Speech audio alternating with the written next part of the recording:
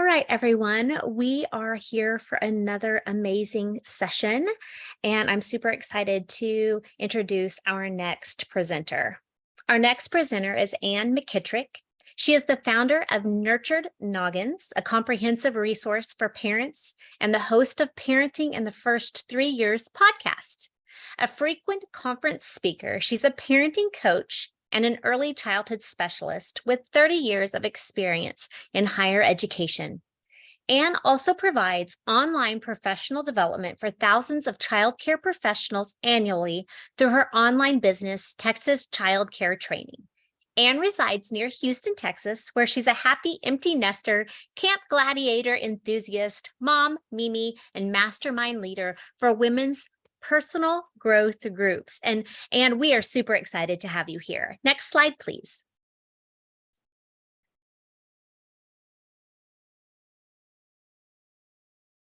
We kindly request your attention for a brief moment before we move on.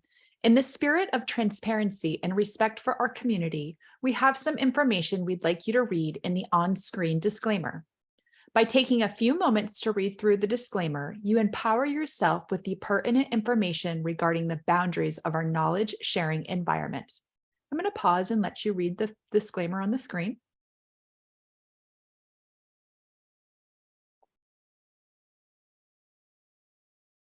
Next slide, please. Take a moment to read through this slide also. Then together, we will embark upon these exciting sessions while we push boundaries and leave an indelible mark on the ever-evolving landscape of early childhood education knowledge.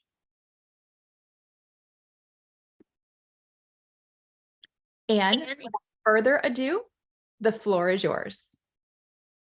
Thank you so much.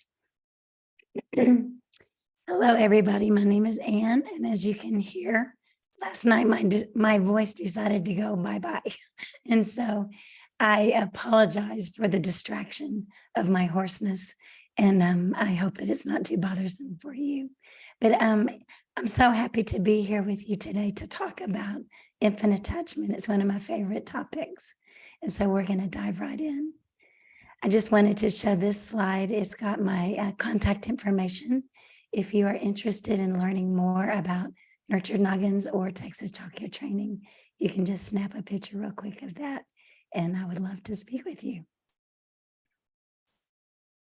In this session, we are going to talk about attachment theory, attachment parenting, how parents are understanding it today, and then what it looks like for a child to be attached to their caregivers, and how you as a teacher can best provide a good, safe, trusting environment for the children that you work with. So we'll take a look first at defining what attachment parenting is. You know, there's a conversation out there among young parents, new parents mostly, on social media about attachment parenting. You know, there's lots of parenting trends that are talked about.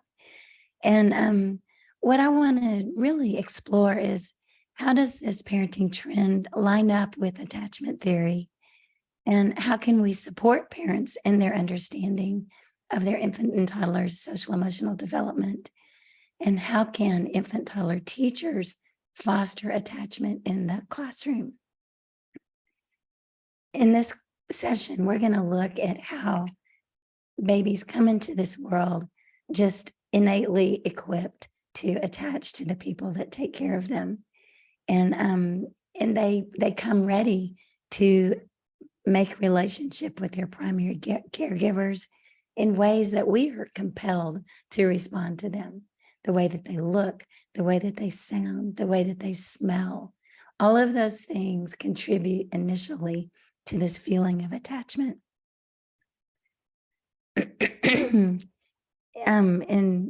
In this session, we are going to just explore this very thing. You know, in my work as a person who, you know, has been in the online space, I spend a lot of time reading posts and comments and things like that. And I hear what moms are saying to each other about this parenting.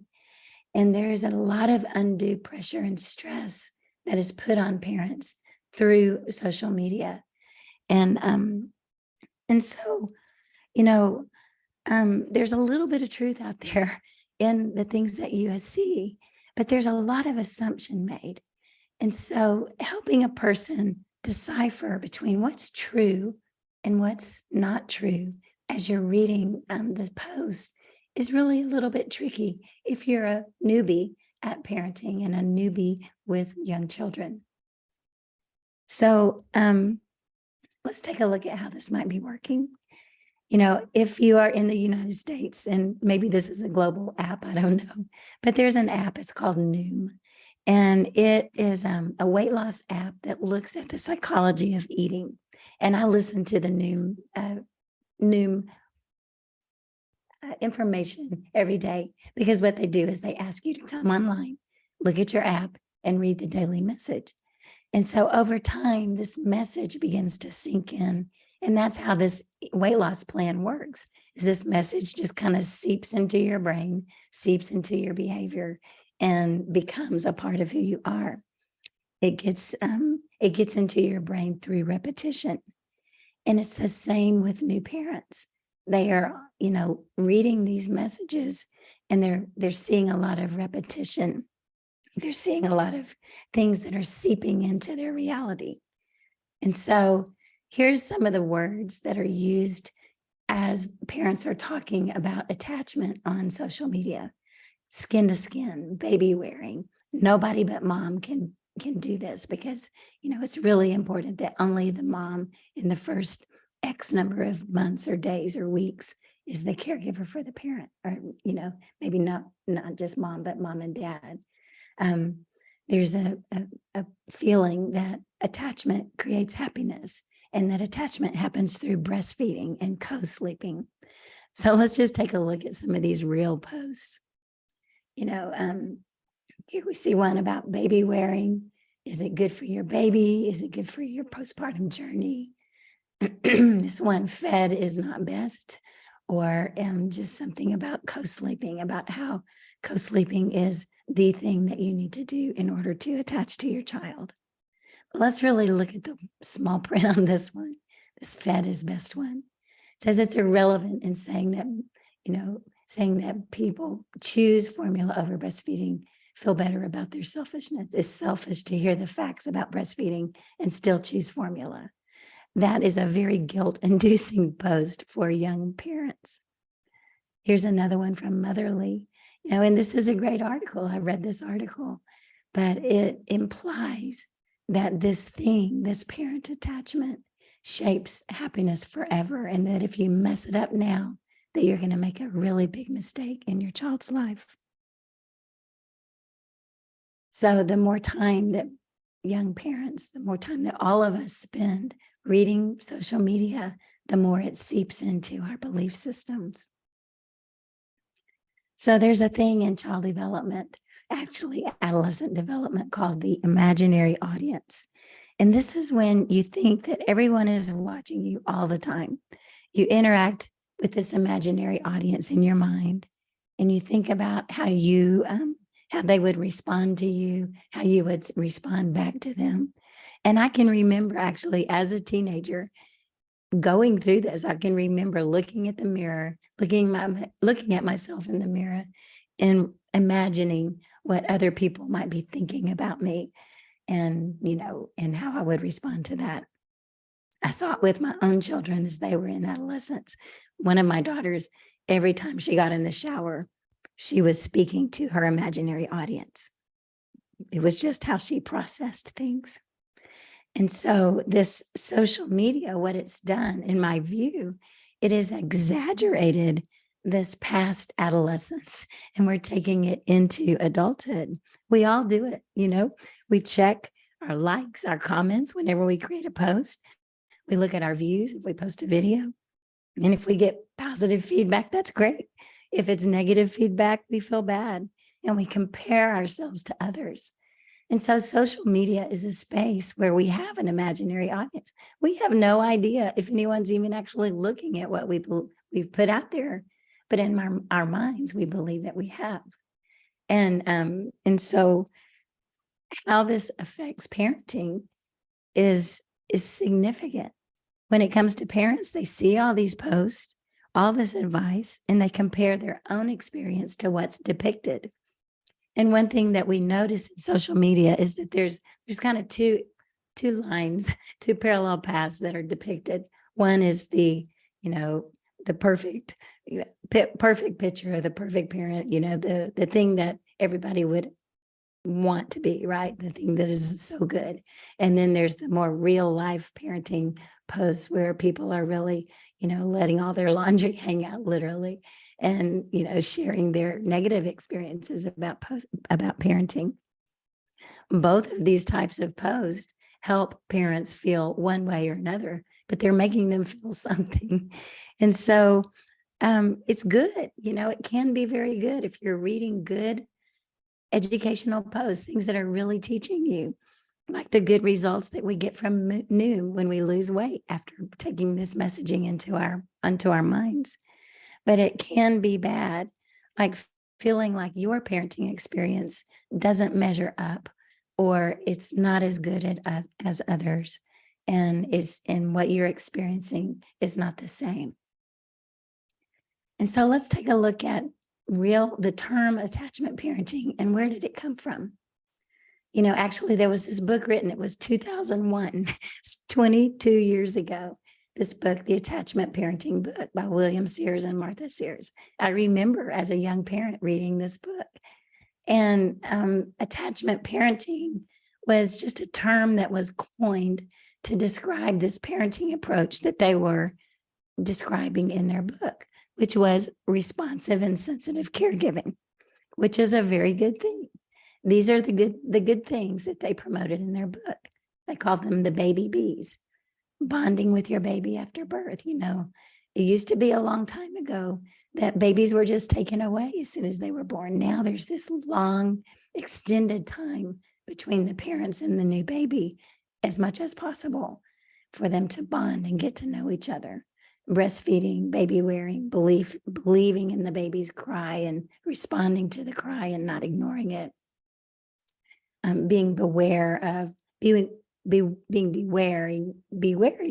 of baby trainers or people who are telling you how to parent, having balance and boundaries and bedding close to the baby or having the baby in your room or very nearby. So these are all good things, they provide a wonderful experience between babies and parents. But what if you can't do them for some reason? What if you have to be separated from your baby at birth for one reason or another, and they go in NICU for a while and you're not able to spend the time you want, or maybe you're not able to breastfeed her. Maybe you can't wear your baby for some reason. Does that mean that you can't attach to your baby? Well, let's hear what some moms have to say about that. This is Gabriella, and she told me about her son, Jedediah. She said she thought that everything would just be natural and fall into place because that's what she was told when she was pregnant. But that's not how it was for her. Everybody talked about breastfeeding, about how it's so amazing, so connected. They have this growing relationship because of breastfeeding. And she hated breastfeeding. She put her baby to the breast. Everything worked fine. They weren't having problems, but she did not like it. And she thought something was wrong with her. And she thought that if she didn't breastfeed, even though it was not going well for her personally, that she was damaging the attachment between herself and her baby. Another mom told me, her name is Chrysia. She told me that she totally thought it was her job to make this attachment happen, and that she was worried about those times when she wasn't as responsive as she wanted to be because she was afraid that she was messing her baby up for later. One time I was talking with some infant teachers at a professional conference, an early childhood conference. And one of the teachers in the audience told me that she felt that same way after reading social media, even though she knew that it wasn't necessarily true, but it was playing with her head so much. So attachment is defined as the emotional bond between a baby and the person who provides most of their care. And, that the person who provides most of their care is most often the parents in the first few weeks and months of life. But sometimes it's not a parent who does that. And the baby is just as able to attach to another person as they are to their parent. We fostered children for a good long time. And we only took babies because we had older, our kids were like in elementary and junior high. But I knew that when a baby was placed in our home, that it would take about 3 all nights for me and that baby to begin to create this bond of learning, for them to learn to trust me. It took me that long to understand their cues, to listen to their cries and try to differentiate what the different cries were. It took them that long to understand that when they did make a cry or a gesture, that I would respond to them. And it was a really important part of our time together, whether that time was, 2 months or 18 months, depending on, on the case. And so the purpose of attachment is not to, to play or entertain with the child. Even, it's not, play is not part of attachment. Feeding the child is not part of attachment. Setting limits and guiding behavior is not part of attachment. And teaching your child things, teaching them words, teaching them colors, all of those things that we do, that's not attachment. The purpose of attachment is for the child to have a secure base from which to explore the world. And this base is their primary caregiver, which provides a sense of safety and security, that they can go out and learn things and then come back and touch base. And you see that probably if you are an infant teacher or you spend time with babies. You see how babies will do that. They will crawl away and then always come back and literally touch their caregiver. And that's the parents usually. But the time that you spend with the kid in childcare, because it's such an extended time, you need to form these attachments with them as well. And you become a secure base for them to explore and to manage themselves in the classroom. This secure attachment provides a haven of safety and security, of comfort for the child and the parents. It's a two-way thing. It's a two-way relationship. Attunement is our ability to be aware of and respond to our child's needs, and it's deeply connected to emotional attachment. It's a sensitivity to the baby's cues. We had this one foster baby who came through our house, and she had been abandoned. The police found her in an apartment that was all alone. She was 5 months of age, and she came to our home after that. And one thing I noticed about this little 5-month-old baby is that she did not cry. She was very quiet. And what I kind of observed about her and thought about it in terms of what I know about child development and all that, is that her little body, her little brain and her body had taught her to don't cry, because you're expending energy. You need to save your energy to survive in this world. And so when she came to our house, she didn't cry. And some people might say, wow, what a great baby, they don't cry. But I knew that was way off. Babies need to cry. That's the only way that she can communicate. And so we had to teach that little baby to cry. And we did that by being very attentive to her, by being very attuned to any little gesture, any little sound that she made. We would respond to her immediately. And she, with time, it didn't take that long for her to learn to cry and to express her need to us. In the meantime, I just had to, feed her on schedule and take care of her and give her all the best and spend all this time with her. But as she learned to trust me, and as we, created a secure relationship for her, then she was able to express her needs. So this attachment happens, it does happen, according to Sears, with this skin to skin contact, with breastfeeding and baby wearing and co-sleeping. It does happen through that. But really where it happens is through responsiveness and gentle, loving care. Because guess what? You can do all of those things. You can co-sleep, you can skin to skin, you can breastfeed, you can do all of those things in a very mechanical application of those behaviors without being sensitive to the baby's cues or attuning to them or being emotionally responsive. And I think that one of the dangers of this mindset of attachment parenting through social media is that it's overemphasized to the point of making parents just exhausted, and it becomes counterproductive. And so attachment researchers tell us that we become who we are and even know who we are by these behaviors, by the relationship that we have with our parents and our primary person who took care of us as a young child. In fact, the emotional connections that we have in the early years actually shape the way our brain develops. And it also shapes our future relationships. Security and safety are powerful in terms of affecting healthy development as we grow up.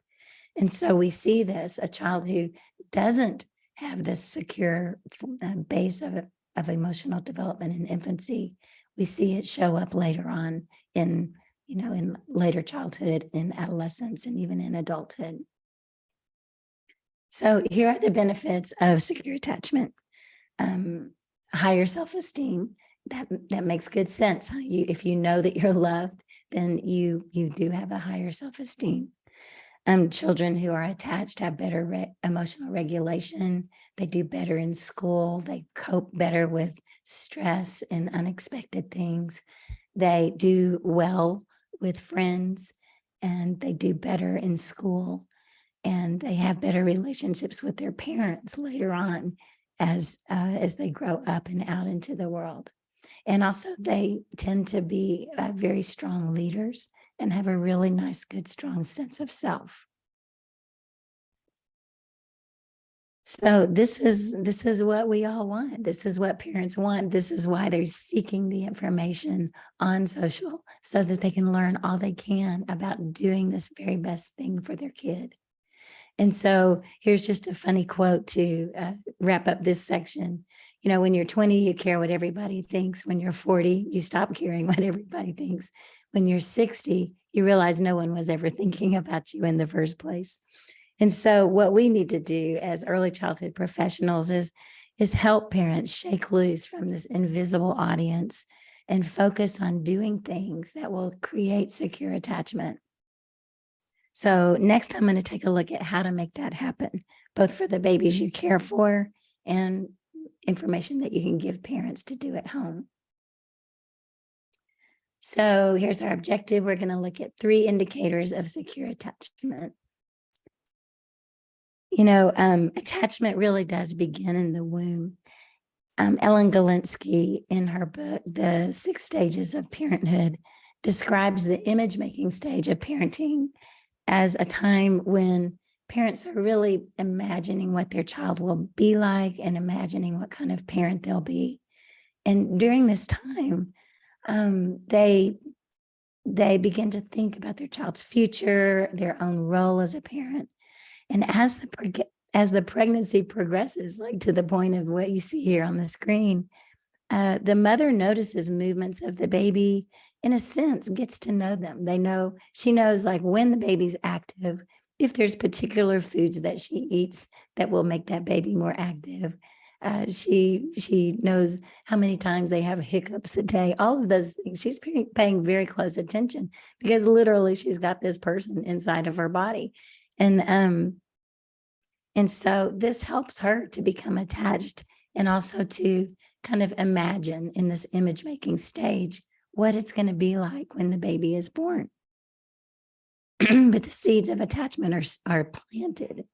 And then as soon as that baby's born, parents move out of the image making stage and they move into the nurturing stage of parenting. And this is when responsiveness begins in full force by both parents. And this is when attachment begins. You know, parents are going to experience this differently, of course. Mom's had all those movements inside her belly for all this time, and she's been attuned, attuned to, but the parenting partner has not had the privilege of feeling from the inside what all of that feels like. In a way, for mom, it's almost like knowing someone through an online relationship and then meeting them face to face. You kind of know them, but you don't really know them until you see them face to face.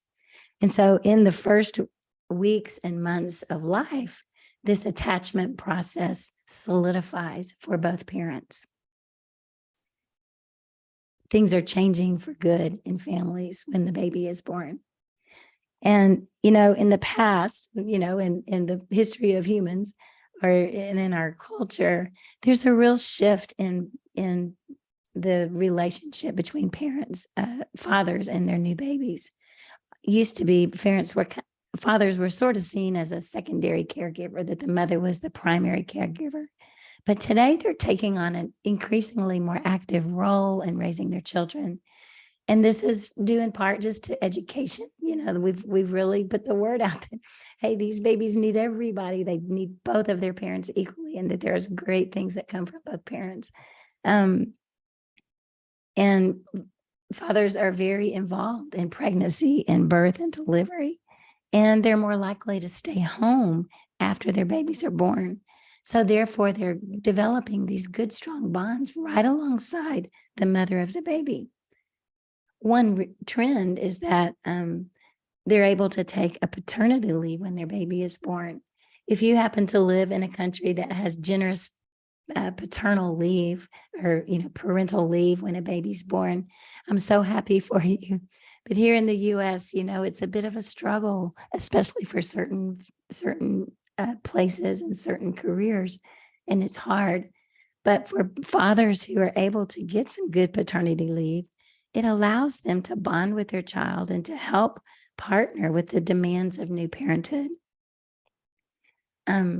Also, you know, fathers are much more involved than they were in the past in the caregiving tasks of taking care of their babies. So these trends are positive for both fathers and children. Fathers who are more involved in their children's lives report feeling closer to their children and have a more positive relationship with them. And children who have involved parents tend to have better social skills, better academic performance, and emotional well-being. John Bowlby is a researcher who created the theory of infant attachment. And it's a psychological theory that describes this emotional bond between a child and a caregiver.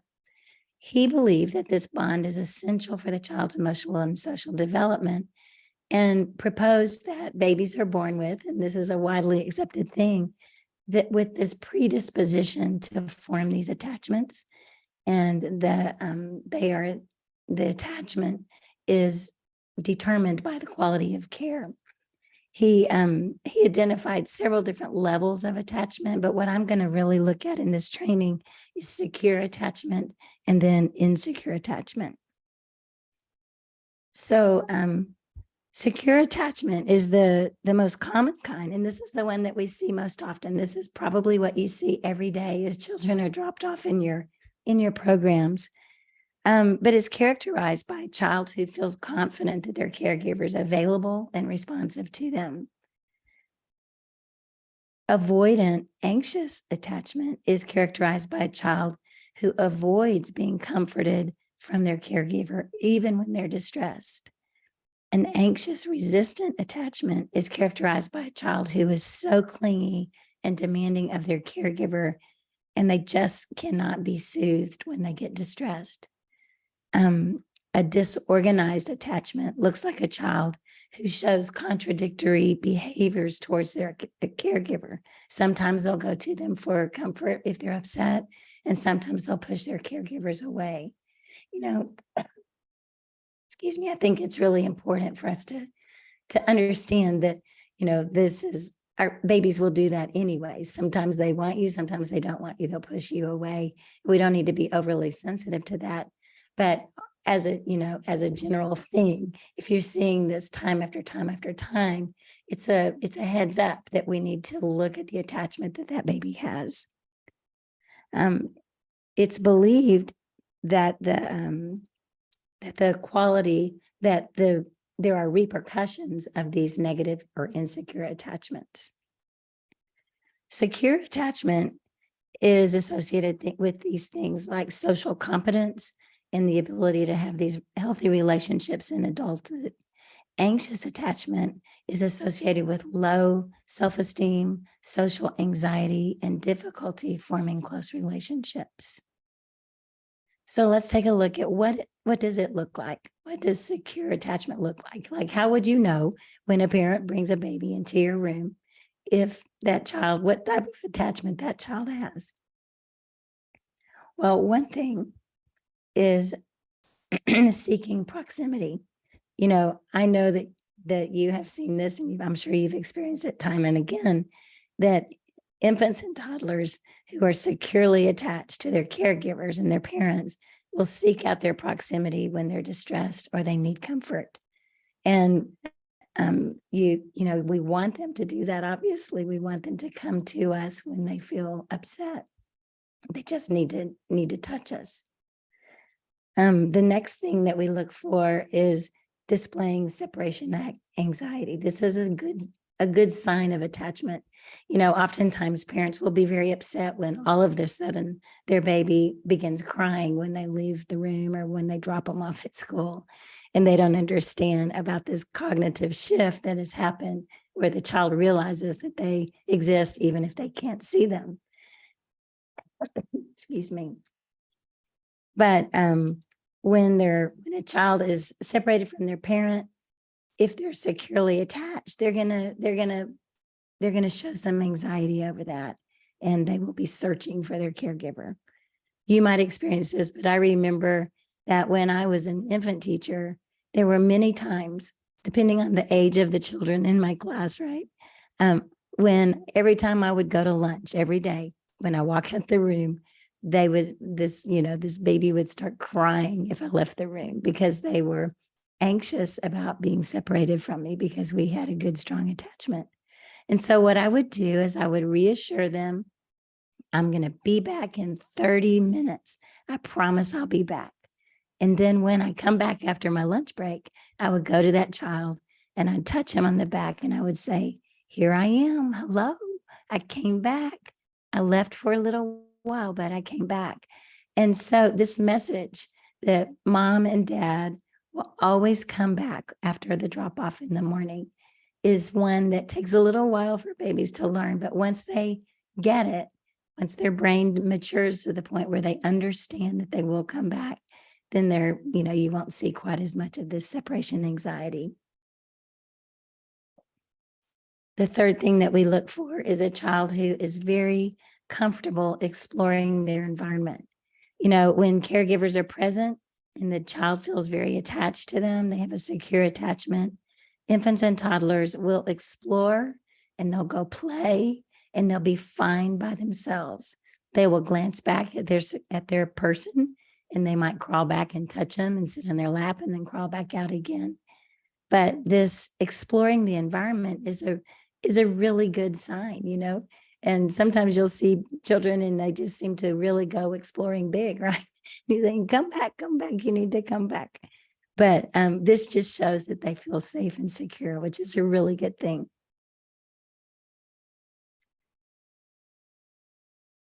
Secure attachment provides a sense of security and safety.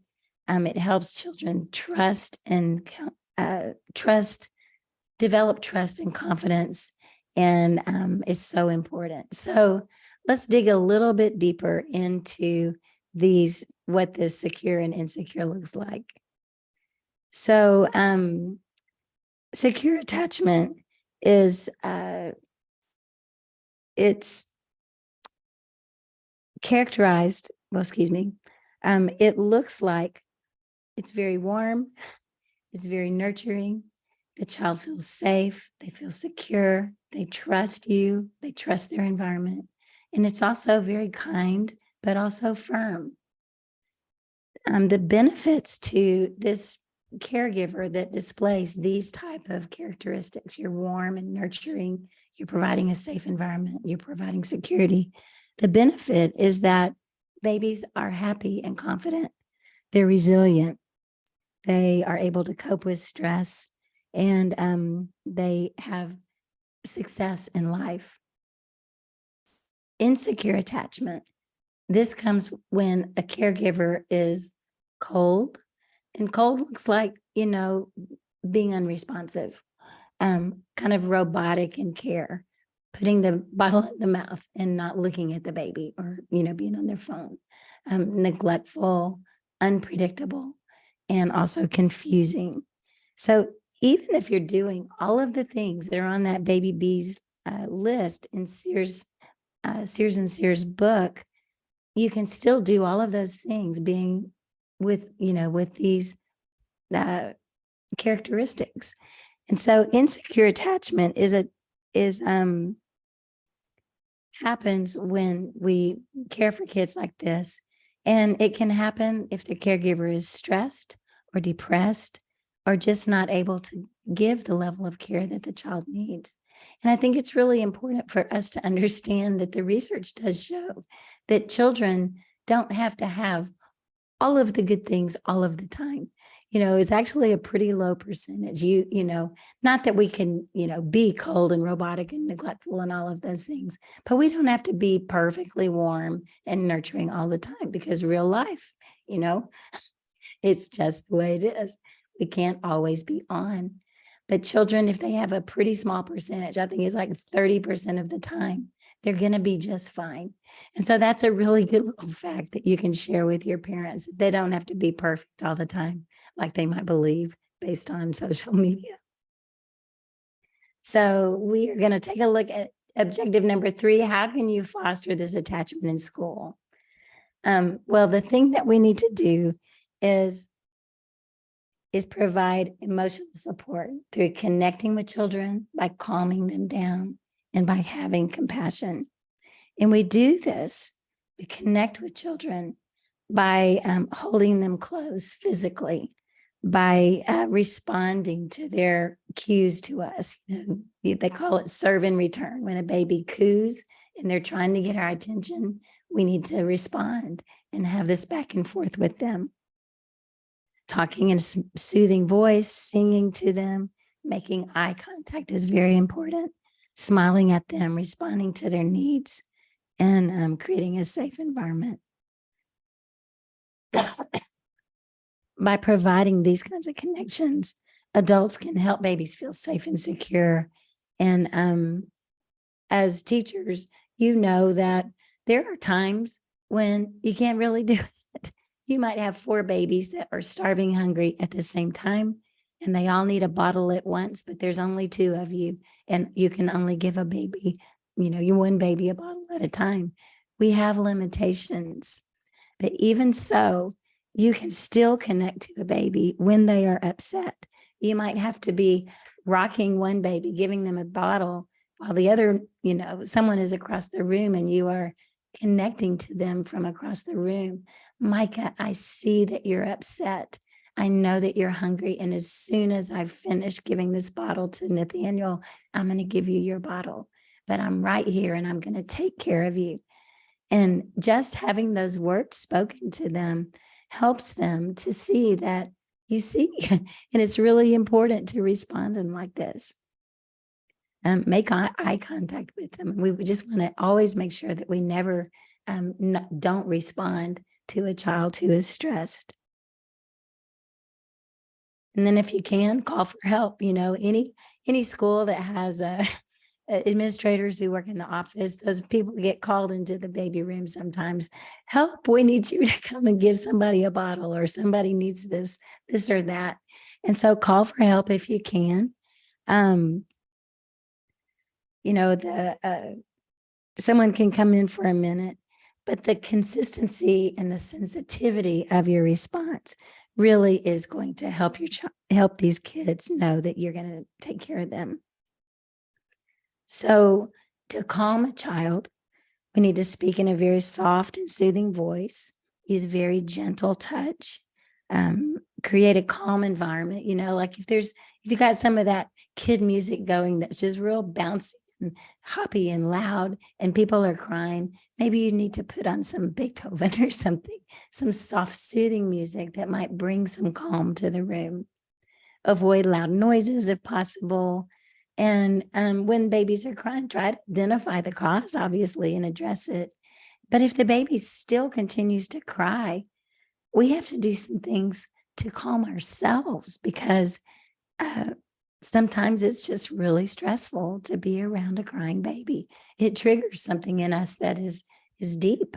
And that's part of this way that babies are created to get you to attach to them. They're created to get you to respond to them by us. We can stand that cry. So sometimes the crying can bring out a pretty negative response in us, and we have to figure out how to calm ourselves. There's a terrible incident that has happened near me, and that is a teacher of 2-year-olds lost it recently, and she injured a child in a childcare setting, and she had no history of this. And so when I think about this poor woman and the poor child, obviously, of what happened, I think, what happened to that teacher? Like, how did she lose control and injure this child in her care when she had worked literally for 24 years without any negative incident at all?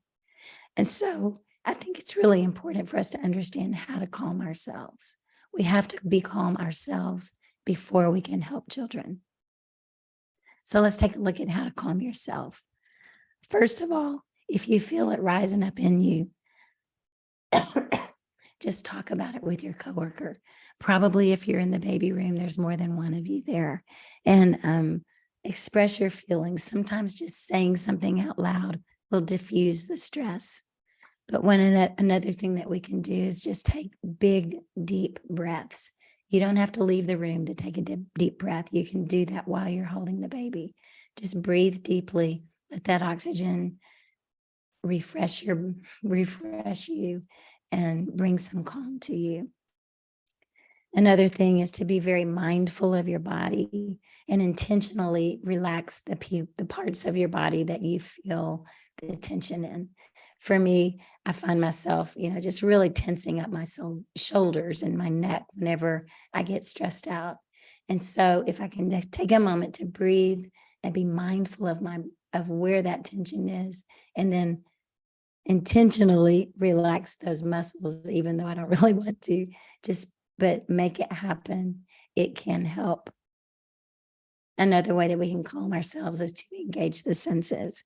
And, in a childcare room, it might be a little bit hard to do that. But even if, like in this picture, if coffee is a smell that you really love, just pick up your coffee cup from this morning and smell it and see if that smell can help you. You might even have something in your purse that you could pull out and smell if you need to, or in your bag. Another way that we can calm ourselves down is just to move.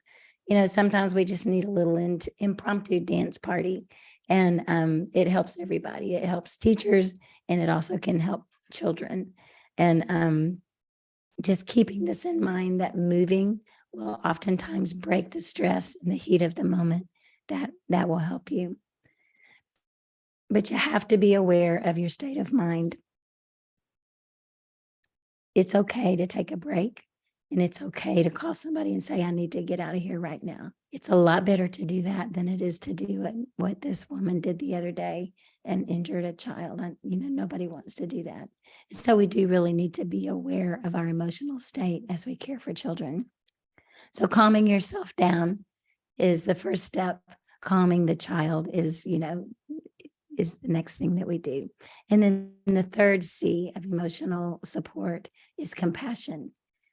And here we're talking about compassion for yourself and also compassion for the child. When we see that children are upset, the first thing that we need to do is be empathetic. We need to, reflect what we see. We need to communicate using that really calm voice, what we see, what we hear, what we think they might be feeling.